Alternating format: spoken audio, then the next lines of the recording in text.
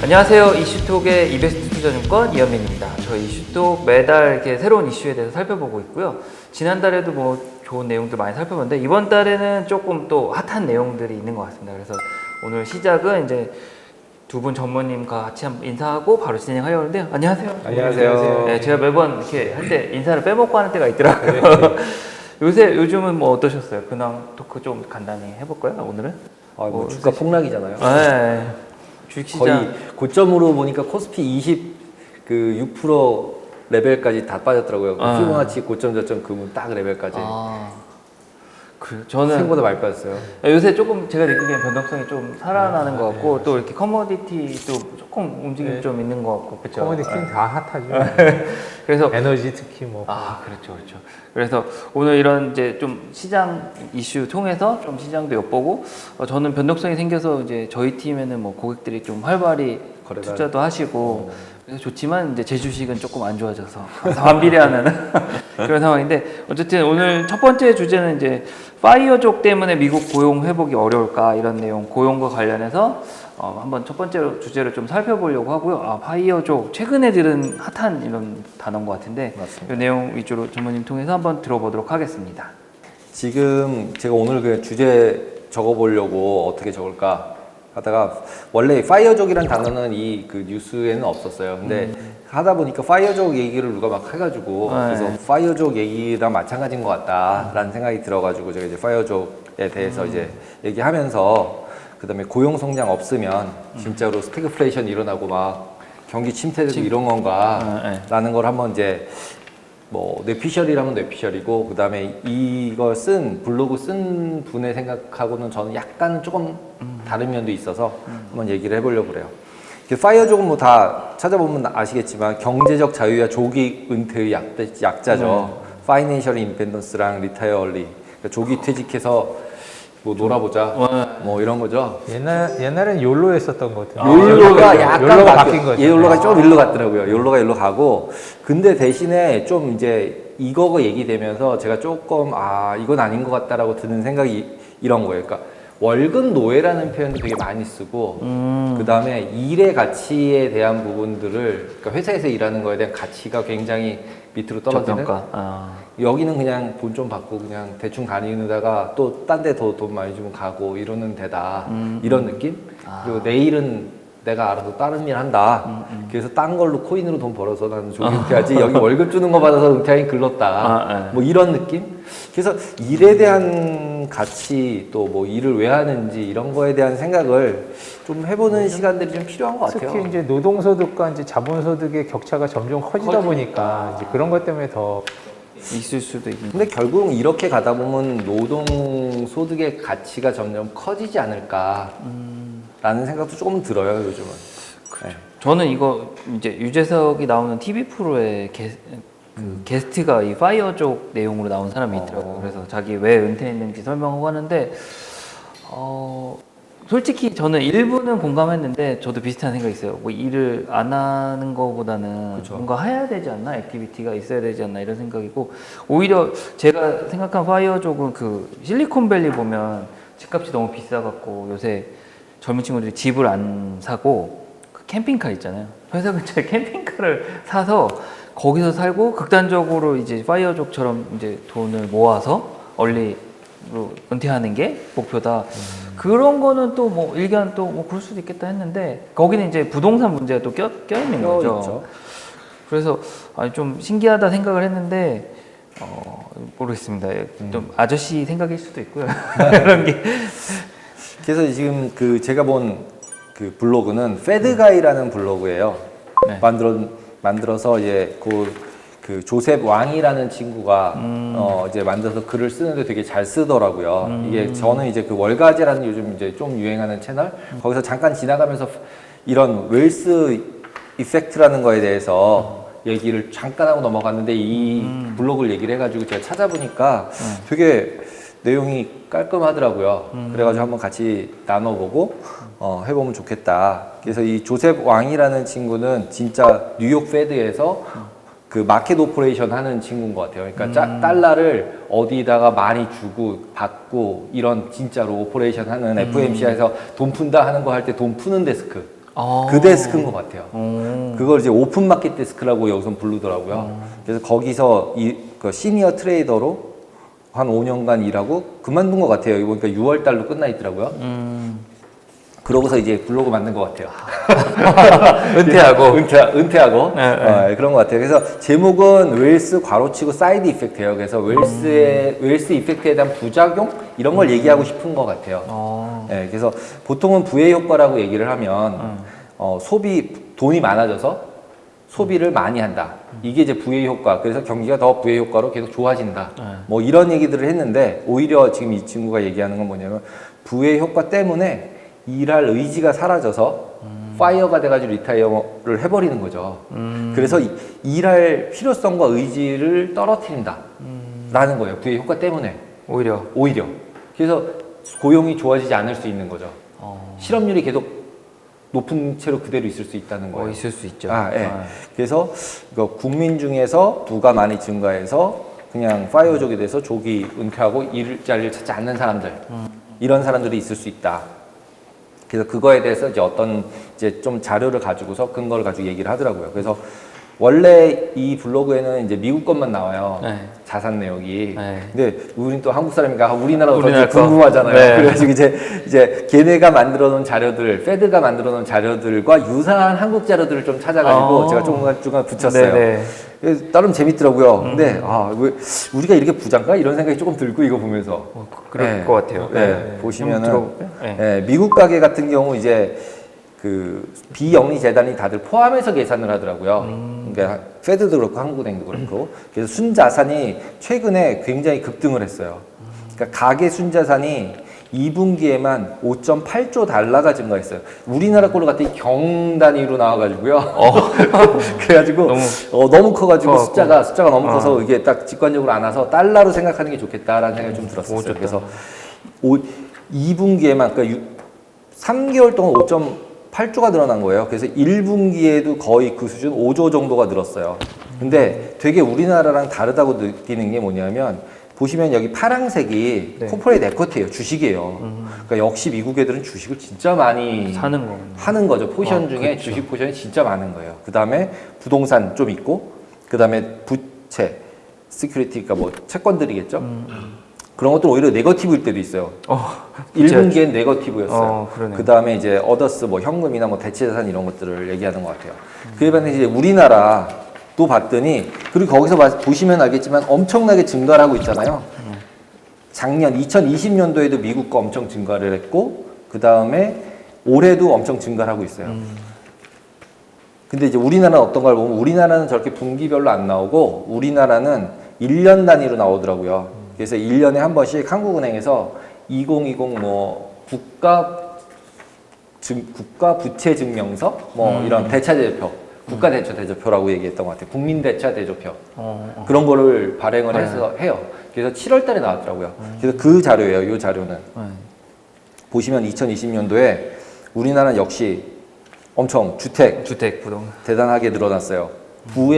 부가 완전히 주택 가격 상승으로 엄청나게 증가했어요. 그래서 이걸 보면서 그냥 그런 느낌 안 드세요? 부채 맨날 뭐 가계부채 문제다 난리쳤잖아요. 요게 부채 요거예요. 증감분 2020년도 증감분 밑에 보이시잖아요. 그 아래쪽으로 된 게 가계부채 증감분이에요. 한국 가계. 근데 자산 증감분에 비교하면 부채 증감분은 티도 안 나요. 티도 안 나요. 와. 그러니까 이게 그리고 증감분 보시면 작년 대비해서 지금 거의 한 1200조, 1300조가 1년 동안 늘어난 거예요. 가계 부가. 1200조 약간 안 되죠. 한 1100조, 1150조 정도 되는 것 같아요. 늘어났고, 그리고 이제 그 비중을 보면은 주택 우리나라 42.8%에 주택 이외 부동산 19.4%에서 62% 부동산이에요. 그러니까 우리나라는 유동되지 않는 자산으로 굉장히 많이 가지고 있고 미국은 거의 70에서 80%가 유동자산입니다. 그러네요. 바꿀 수 있대요. 현금성 자산. 벼락거지라는 말들이 벼락거지. 그런 거죠. 막두막으로는 되게 부자인데 돈이 없는 거죠, 그죠? 실질적으로는 없는 거는 손에 쥐고. 예, 손에 쥔 게 없어서. 벼락거지는 이제 자기가 집이 없는데 이제 집값이 올라가니까 이제 벼락거지. 벼락거지 근데 뭐 그런. 근데 돈 집이 있어도 캐시가 없어서 거지인 사람이 너무 많아요. 그렇죠. 네. 유동성이 없는. 없으니까. IMF도 그런 거죠. 그런 옛날 거 비슷한 기업들 거죠. 부동산 많았지만 현금 못 돌아서 못 돌아서 망했으니까. 망하는 것처럼. 네.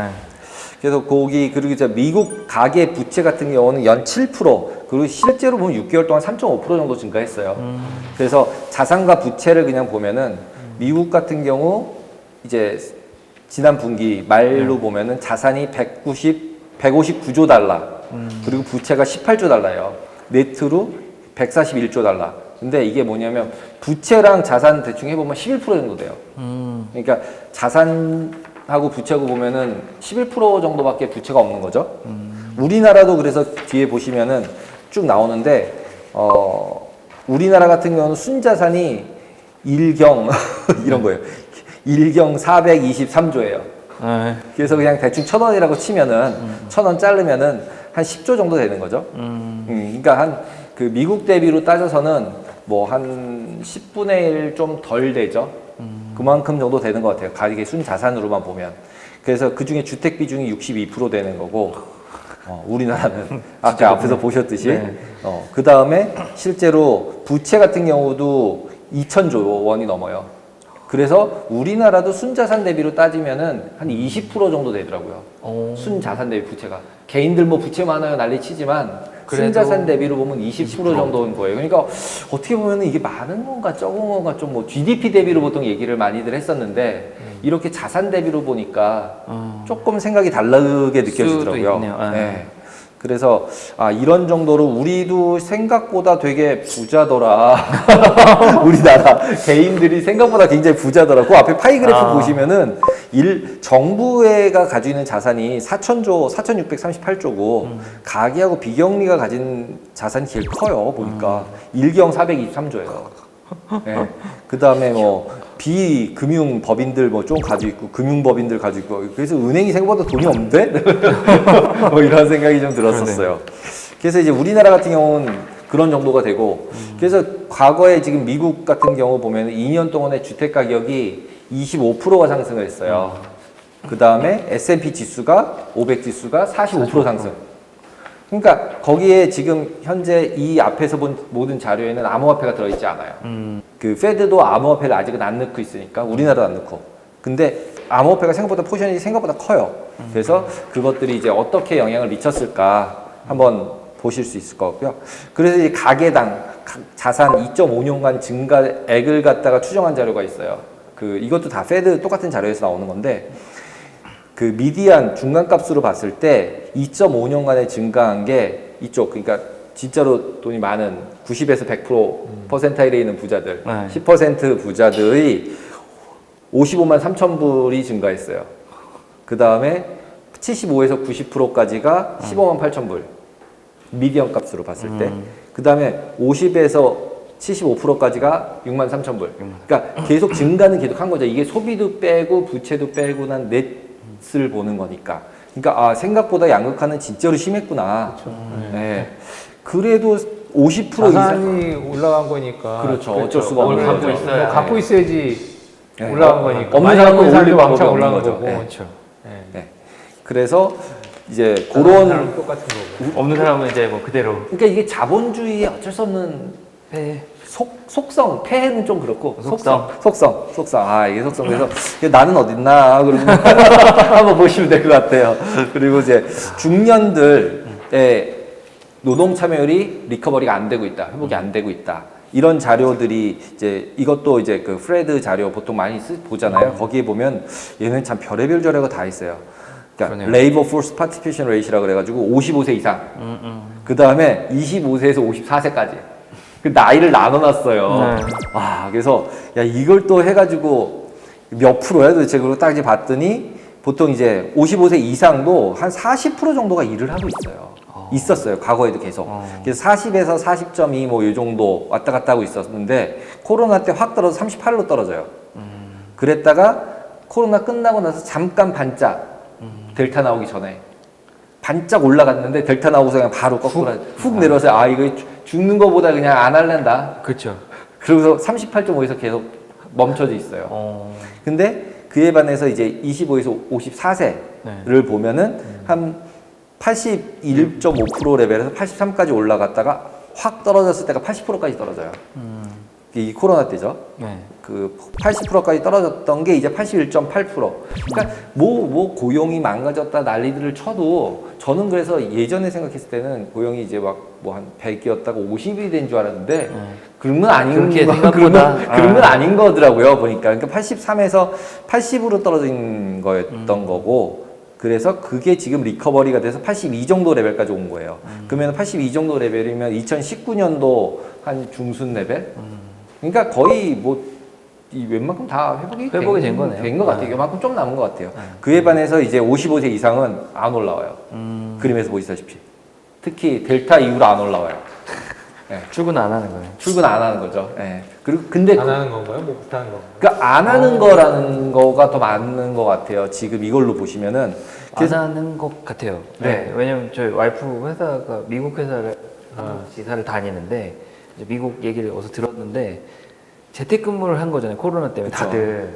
그랬다가 다시 출근하라니까 싫어하는 사람들이 많대요. 미국은. 네. 일단은 집이 사무실에 멀고 그다음 이렇게 출근하는데 되게 많은 게 필요하잖아요. 뭐 여자라면은 남자여도 뭐 그냥 출근하는 게 아니라 뭐 씻고 옷도 챙겨 입고 하면 그 시간 소비가 아깝다. 그렇죠. 근데 한국인보다 아마 미국인은 더 그 소비를 아깝게 생각할 수 있으니까 그럼 출퇴근 시간도 또 길고. 그렇죠.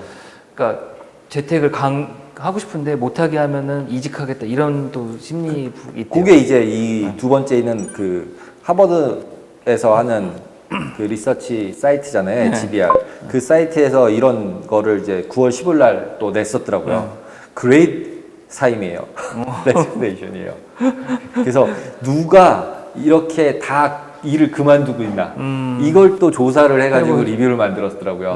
근데 그냥 요약을 해보면 하버드 비즈니스 리뷰에서 요약은 중간관리자급 30살에서 45세가 퇴직을 제일 많이 한대요. 오히려. 의외잖아요. 되게 연봉도 제일 높은 나이고 제일 핫한 나이인데. 근데 딱 업종을 보니까 헬스케어의 기술 분야예요. 이게 결국 이제 주식이에요. 주식받아 주식 번 돈이 너무 많은 거예요.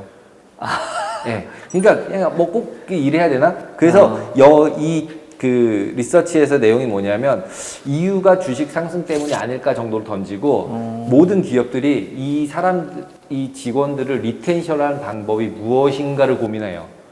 그게 이제 아까 말씀하신 그런 거예요. 재택 안 되면 나 출근 안 해? 뭐 이런 거예요. 돈 얼마 안 주면 안 해? 뭐 이러니까 돈을 주거나 복지를 더 해주거나 재택근무를 하게 해주거나 육아를 뭐 도와주는 걸 해주거나 그래서 어떻게 해야 이 사람들이 다시 출근을 할까? 좋네요. 출근을 하게 회사가 독려해주고. 독려해주는 거예요. 그러니까 안 하니까. 보통 반대 아닌가요? 보통은 반대. 그만와도 될 것 같은데. 제일 수고 두려운 많았다. 건데. 수고 많았다. 우리나라도 지금 IT 기업들은 인력이 없어서 그 코딩하는 사람들은 모셔가느라고 난리라는 거 아니에요 지금. 그렇긴 하더라고요. 예, 중소 쪽은 아예 없어져가지고 네. 회사 문을 닫는데요. 그 정도예요. 그러니까 저희 쪽도 좀 피부에 와닿는 그런 게 있거든요. 증권사에서? 네. 그러니까 이제 뭐라 하지? 테크핀 이런 것들이 많이 생기잖아요. 그러니까 그런 쪽에도 수요가 많이 생기고 기본적으로 IT도 뭐 좀 얘기가 세긴 하는데 각자 할 수 있는 섹션에 좀 특이성이 있어요. 대체가 잘 어려운 그런 직종 같은 경우는 많이 원래도 인구가 사람이 많지 않았고. 그렇죠. 직원 수가 많지 않은데 요 섹션이 많이 필요로 해지면 이제 확 쇼티지가 생기는 거죠. 그런 거죠. 근데 이제 아무래도 숙련 기술자급으로 가려면 시간이 필요하니까 주니어들로는 또 한계가 있고 그렇죠. 뭐 그런 부분이 있죠. 그런 것 같아요. 거기다 뭐 제 지인 얘기를 들어도 직원 뽑아서 3년 데리고 있으면 네이버 카카오가 다 들어간대요. 그런 게 있죠. 네. 그래서 이걸 어떻게 해야 되나. 그 다음에는 아까 말씀하신 테크핀 창업이 한다고 나간대요. 네. 진짜 괜찮다. 그럼 창업한다고 나간대요. 이걸 어떻게 해야 되나. 그래서 입장에 좀 고민이 네, 되죠. 고민이 되더라고요. 그래서 그런 거랑 비슷한 유가 아닐까 싶어요. 여기도 테크 마찬가지로. 그러면서 돈 좀 생겼으니까 엔젤하고 VC하고 이런 걸로 넘어가는 거죠. 그러면서 그냥 자유롭게 시간을 그냥 쓰는 거죠. 그렇죠. 이제 굳이 이제 주식 갖고 있는 뭐 스탁 옵션이나 뭐 이런 걸로 해가지고 자산 가치가 많이 늘어났으면은 그다음부터는 뭐 열심히 일해서 자산을 더 늘리려고 하는 것보다는 적정한 캐시플로우만 있으면은 뭐 굳이 뭐 일을 해야 되나 싶은 생각도 많이 하겠죠. 그렇죠. 그게 지금 요 부류의 사람들이라는 거예요. 그래서 나이별로 이렇게 이제 2016년, 2019년, 그 다음에 2021년 세컨 쿼터, 그러니까 2분기 거 이제 그 자산 가치 증감분을 보여주는 거예요. 나이대에 따라서 네. 대단한 것 같아요. 35살 이하는 거의 증가폭이 없어요. 왜냐면 이거 다 앞에랑 없죠. 가진 게 없잖아요. 자산이 없으니까. 그리고 35세 44세, 45세 54세, 55세부터 64세, 65부터 74세. 역시 65, 74 대박이에요. 증가폭도 제일 커요. 완전히 쫙 올라가요. 가지고 있는 게 많은 게 더 커지는 거죠. 자산들이. 55에서 그래서 74가 다 커지고 있어요. 특히 2019년도 대비로 2019년도에 조금 줄어드는 듯 했는데 55세에서 뭘 좀 투자를 잘못했었는지 한 것 같아요. 좀 줄어들었다가 확 다 올라왔고 65세, 74세는 뭐 여러 가지 웰스들이 확실히 많은 것 같고 아직은. 그러니까 이제 이 부분들이 이제 어떻게 생각하면 이제 그 상속이나 이런 부분들에 되게 포커스된 웰스 매니지먼트들이 포커스되는 이유인 것 같아요. 이걸 보니까 오히려 그에 반해서 이 앞쪽은 있는데 여기서 이제 이슈는 여기 앞에 있는 35세 이하 네. 이렇게 조금밖에 안이라고 나오는데 여기 이 친구도 언급을 하는 게 코인이 누가 가졌겠냐는 거예요, 이 안에. 35세 언더죠. 네, 35세 언더 아니고서 코인을 쉽게 갖진 잘 않아요. 갖는 사람이 있어요, 있기는. 그렇죠. 근데 많지 않잖아요. 그죠? 그렇죠. 비중이 작죠. 비중이 작죠. 네. 거기다가 그 시가총액으로 보면 2조 달러가 넘어요, 벌써. 현재. 그래서 BTC, 이더 이런 게 이제 비중이 크고 그 다음에 실제로 이게 코인베이스에서 계좌 유저 수예요. 유저 수가 이제 1000만 가까이 되더라고요. 그러니까 매년 이게 뭐 한 5, 600만이었던 게 300만이었던 게 2년 만에 1000만 된 거니까 이게 계좌 수가 급증했다는 얘기는 결과는 그만큼 참여자가 많아졌고 보유한 사람도 많은데 아까 본 그림에 안 들어왔다. 그렇죠. 그렇죠. 안 그려졌어요. 안 그려졌다는 거죠. 그래서 그렇게 하면은 그 어린 35살 언더에 있는 친구들도 웰스가 있다는 거죠. 코인으로. 그렇죠. 네. 아, 인터넷 그런 말이 나만 빼고 다 있다는 그 말이 확 떠오르는.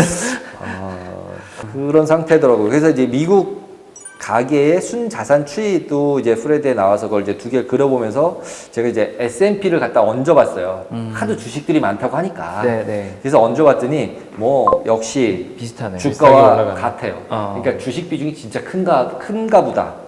그래서 갑자기 지난번에도 우리 얘기하다가 기승전 미국 주식 아니야? 뭐 이랬잖아요. 아, 이거 보면서도 기승전 얘도 또 미국 주식이야? 뭐 이런 거죠. 아니, 뭐 기본적으로 연금이나 뭐 이런 데서 많이 들고 있으니까요. 그쵸, 그게 다 그쵸. 개인 개인 거니까. 거니까. 그러니까 그 미국의 정부의 입장에서 보면 어떻게 써요, 이게?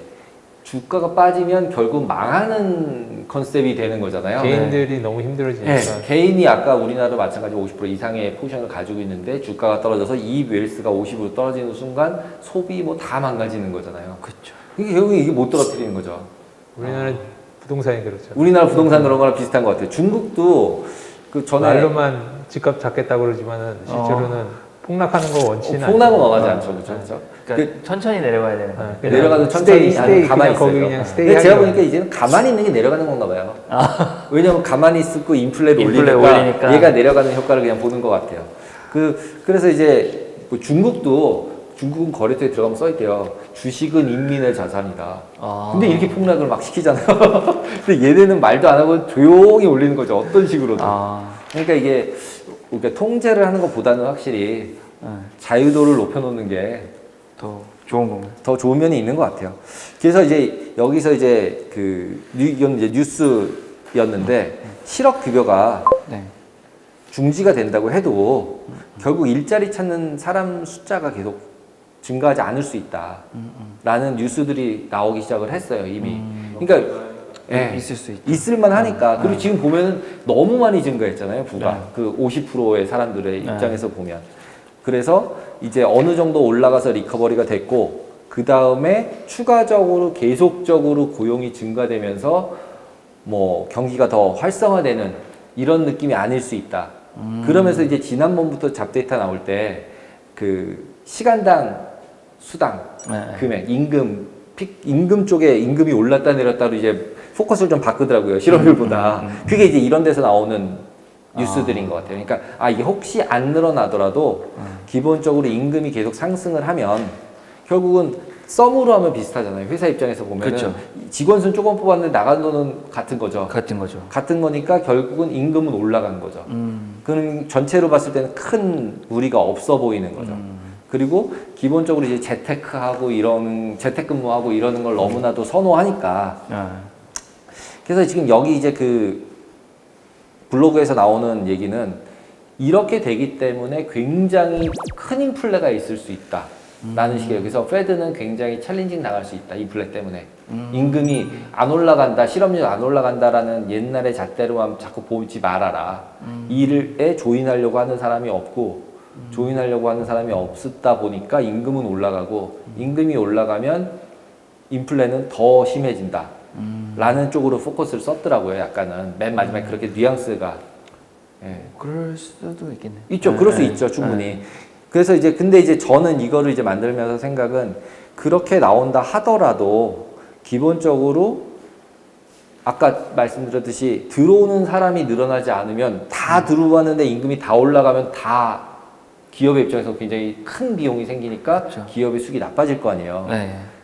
근데 오히려 그냥 이게 안 올라와 주는 게 어떻게 생각하면 기업의 입장에서는 그게 이제 잘 돌아가만 가면 상관이 없잖아요. 그렇죠. 그래서 그런 거를 고민을 해보면 그렇게 실업률이 좀 나쁘게 나와도 기업이나 경기 침체로 가는 게 아닐 수 있다. 소비가 줄어들어야 되는데 이게 잘려서 못 쓰는 거랑은 또 잘려서 다르죠. 못 쓰는 거랑 다른 거죠. 지금 딴 걸로 자산이 생겨서 소비는 계속 할 수 있는 지금 상태고 일 안 하고 싶어서 놀면서 소비를 하고 있기 때문에 또 놀면서 소비하면 더 많이 쓰잖아요. 그렇죠. 그렇죠.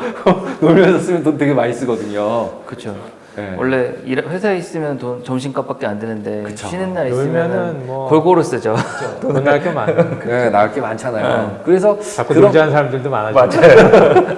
그러다 보면 결국은 그게 별로 그렇게 경기 전체에 나쁜 영향이 아닐 수 있다라는 게 이제 저는 생각이었어요. 그래서 이제 거기다가 실제로 뻔하잖아요. 이제 그 지금 임금이 다 같이 올라가서 나쁜 인플레가 발생을 하면 스태그플레이션 된다고 이제 뭐 계속 얘기 이제 나오고 있잖아요. 그래서 그러면 금리가 급등하게 될 거고 인플레 되고 막 이러면 금리 올릴 거고 그러면 이제 뭐 금융시장 폭락하고 그럼 아까 S&P 그림 그렸듯이 주가 빠지면 폭락이잖아요, 개인들. 그러면은 가계자산 축소되면 소비 축소되고 소비 축소되면 기업들 수익 감소되고 완전 디프레되고 완전 뭐 다시 가자 이거죠. 리셋해야 되는 경제 리셋 분위기잖아요, 그 분위기. 근데 그 페드가 그거를 모를까? 그렇죠. 예. 이 데이터를 다 갖고 다 보고 있을 텐데 명확하게. 그렇기 때문에 그리고 이제 서브프라임 때도 들으셨겠지만 이제 처음에 리만 부도 나고 그 다음에 부동산가 폭락하면서 모기지 언와인딩 들어가면서 난리 났잖아요. 그 다음에 그 집을 갖다가 JP 모간이랑 BOA랑 해가지고 집을 옥션에 안 넣었대요. 그냥 은행 소유로 갖고 그냥 렌트를 준 거예요. 경매에다 매도를 안 때리고. 어차피 해봐야 뭐 내려가서 계속 까봤자 안 되니까 그냥 너 살아 대신에 월세 얼마 내. 그리고 그냥 그 집을 은행이 가지고 있는 거예요. 네, 그러니까 집값이 안 떨어지잖아요. 그렇죠, 그렇죠. 더 이상 안 떨어지잖아요. 그럼 그거를 경험을 이미 다 했다면 밀어서 팔 필요가 없는 거죠. 살아야 될 사람이만 실소유자만 있으면 되는 되니까. 거니까. 근데 집은 실소유주가 있는 거잖아요. 그렇죠, 그렇죠. 그러니까 이제 더 부동산 하는 것 같기도 하고 이렇게 해서 이제 학습을 했으니까 이게 내려가도 이거는 좀 이제 다른 재화랑 좀 다르다. 특히 레지던스는.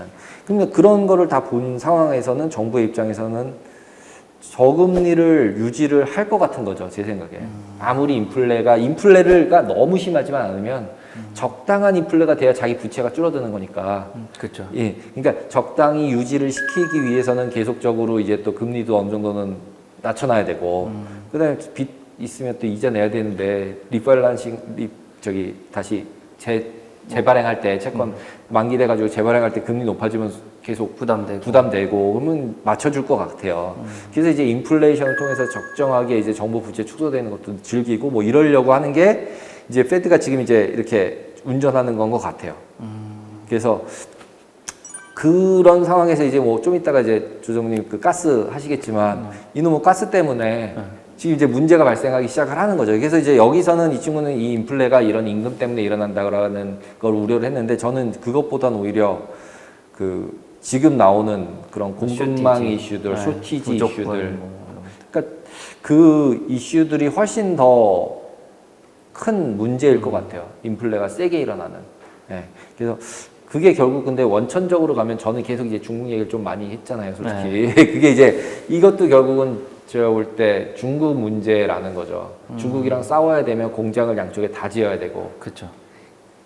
그렇지 않아도 이제 이거 물류랑 어려운데 다 지어야 되면 당연히 물건이 없죠. 옛날에 공장 하나에서 세게 지어서 뽑아서 그냥 미국에서는 사고 그냥 국채 주면 됐는데 국채 막 주고 물건 받으면 됐는데 이제 그게 이제 잘 안 되는 거잖아요 지금. 그리고 다 들어오라는 거잖아요. 그러니까 이제 그런 상황이 결국은 인플레를 오히려 더 세게 만들 수 있지 않을까.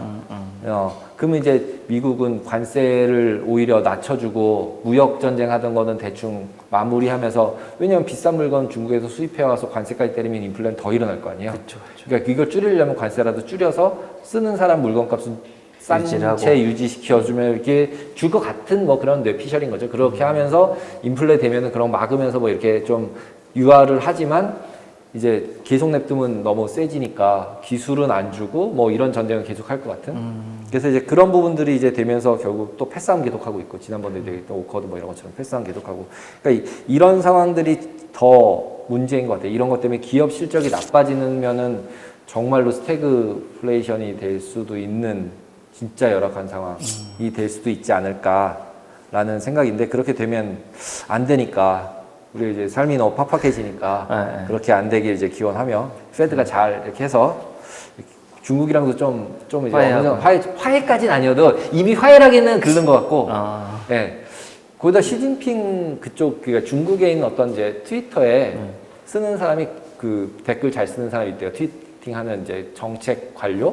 그 사람이 그랬더 우리는 이제 미국이 무섭지 않아. 쟤 뭐 종이 호랑이 같은 애 아니야? 뭐 이런 트윗을 나는데요.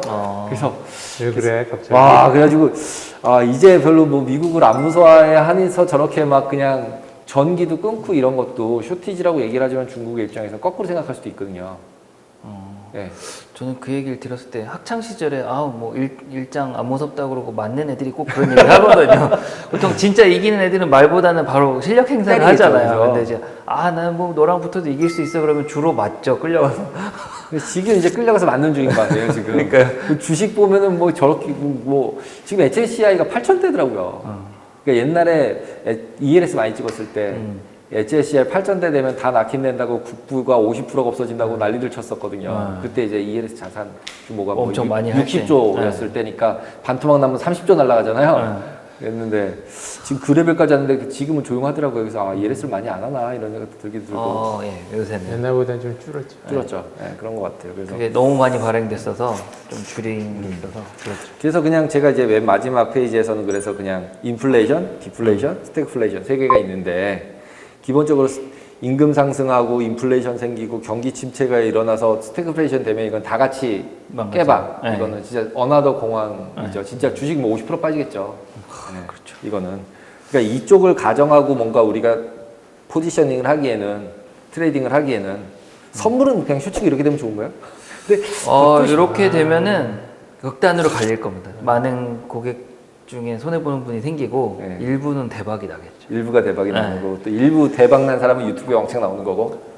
소수의 일부죠. 아주 소수일 수도 아주 있고. 소수일죠. 근데 이제 되게 사람 심리가, 저는 이제 일을 오래 했잖아요. 묘한 게 꼭 그런 뭐 역배팅을 하시는 분들이 있어요. 뭔가 흐름이 나오면 꼭 반대로. 꼭 반대로. 희한하게 꼭 반대로. 그래서 이렇게 늘 강조하는 건데, 선물하시는 분들은 확신을 하지 마라.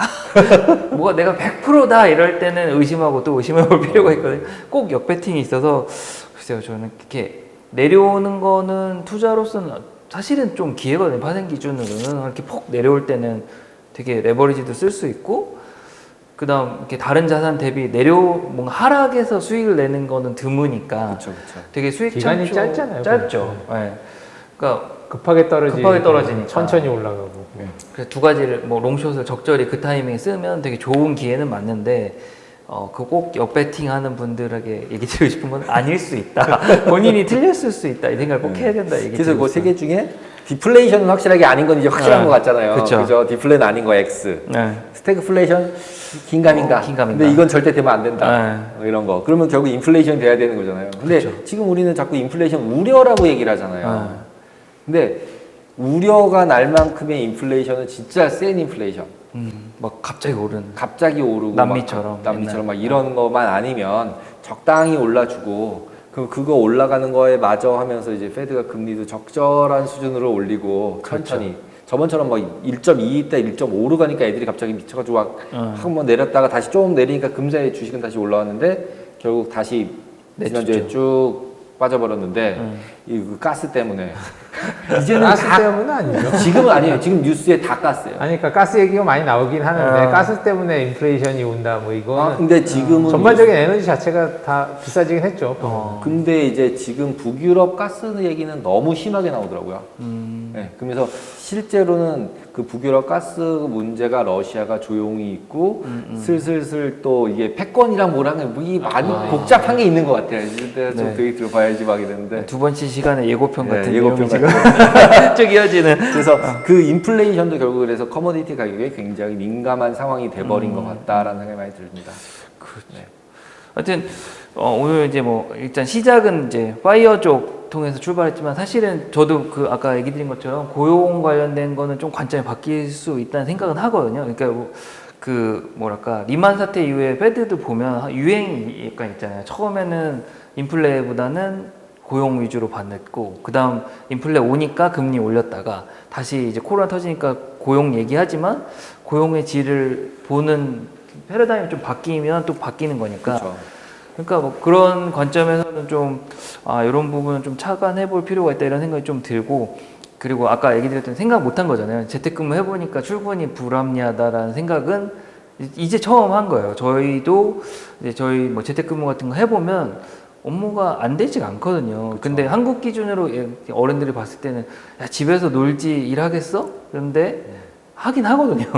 그리고 뭔가 적절한 보상이 또 평가와 보상이 있으니까 생각보다 많이 그런 바뀔 수 있다. 이렇게 보면 그 고용 관련된 것도 좀 다르게 볼 수 있을 것 같고 개인적으로 이제 저희 올해 내내 이제 고객분들 많은 분들이 주가지수 쪽 투자를 많이 했는데 결국은 지금 두려움은 딱 하나거든요. 이제 많이 올랐는데 어떻게 될까.